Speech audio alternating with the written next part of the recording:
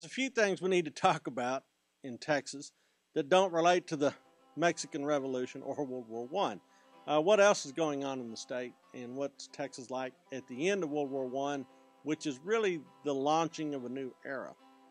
Um, James E. Ferguson, the Texas governor during the troubles along the Mexican border, is a hero for his actions there, but he runs afoul of some professors at the University of Texas and gets into such a big fight with them and their allies that as governor, he vetoes the bill that pays to run the University of Texas. So essentially he says, fine, then we just won't have any money go to UT and the university can just go out of business. I don't care.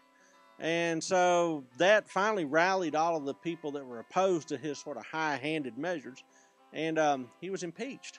He was impeached on several counts of, shall we say, financial malfeasance. He resigns from the office ahead of actually facing a trial. But as a result, he's not at hand when the legislature votes to ban him from all other public office. He's essentially going to be a private citizen from that point on. So we essentially run off our governor during this time period. Elsewhere, Texas joins the United States. I said that Texas really doesn't start the 20th century until about 1920, and I'll stay by that comment. Some things that bring Texas into the United States. First of all, Texas is a great place to fly. So now all of a sudden, the emerging weapon system of aircraft finds a happy home in Texas. And Fort Sam Houston takes on a great importance as a hub for military aviation and as a command and control and logistics center for the United States military. At the same time, Texas oil is booming, absolutely booming, and everybody recognizes that Texas oil is a very important strategic commodity. Now Texas matters on a strategic level. Cotton is also booming. Price of cotton has jumped way up to nearly $50 a pound, and so all of a sudden that part of the economy is really flourishing.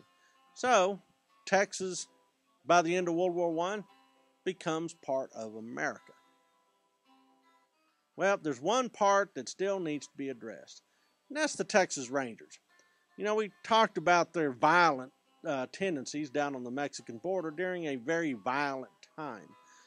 Ultimately, what this brings about is the ire of lawmakers.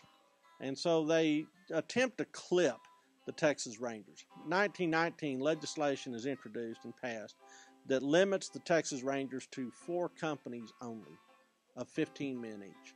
That's just not a whole lot of guys. That's 60 guys. And that's all the Texas Rangers are going to be. Even so, as a law enforcement force, they are very high profile in places like El Paso and Borger, in oil boom towns like Desdemona.